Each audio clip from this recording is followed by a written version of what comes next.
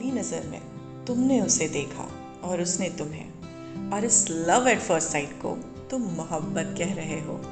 तो हो सकता है तुम गलत हो, क्योंकि यार पहली नज़र में तो हमें एंटीक चीज़ें भी पसंद आ जाती हैं, पर हम उसे घर में रखते हैं दिखाने के लिए, बस क्योंकि देर रात तक तुम दोनों एक दूसरे से ढेर सारी बातें करते हो और इसे तुम मोहब्बत समझते हो। तो हो सकता है तुम गलत हो, क्योंकि यार अकेलेपन के मारे तो दो अनजान मुसाफिर भी एक दूसरे से बात कर ही लेते हैं। अगर किसी लड़की को देखकर वो तुम्हारा हाथ पकड़ लेती है और किसी लड़के को देखकर तुम उसका,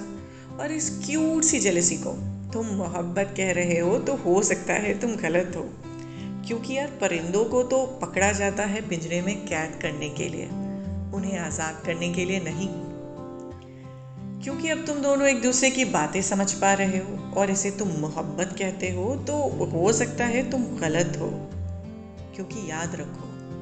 दो भूखे भिखारी भी एक दूसरे की भूख समझ सकते हैं पर मिटा नहीं सकते। अगर तुम एनिवर्सरी का सेलिब्रेशन हर महीने कर रहे हो और इसे तुम मोहब्बत कहते हो, तो हो सकता है तुम गलत हो। हाँ, क्योंकि दास्तान इश्क को बयां करने के लिए साल का कोई नंबर नहीं चाहिए होता। बस क्योंकि तुम उसकी इंस्टा स्टोरीज और वो तुम्हारी स्नैप स्टोरीज का हिस्सा बन चुकी है और इसे तुम मोहब्बत कहते हो, तो हो सकता है तुम गलत हो, क्योंकि यार मोहब्बत को ना फिल्टरों के साथ सेव नहीं किया जाता, उसे बस उसी लम्हे में जिया जाता है। हाँ, लेकिन अगर जिस्मों में उलझने से पहले तुम उसकी जुल्फों में उलझना चाहते हो, अगर वो बेखौफ अपना बचपना तुम्हारे सामने ज़या कर देती है,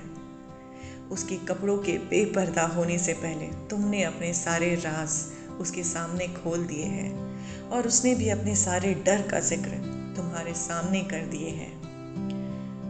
यदि उसका हर आंसू तुम्हारे ही कमीज पे बहता हो और तुम्हारे हर मुस्कान की वजह बस उसकी नादानियाँ हो, तो शायद शायद नहीं यार, यही यही प्यार है। और अगर ये प्यार तुम्हें मिल गया हो तो उसे पकड़ लो, जकड़ लो, गले लगा लो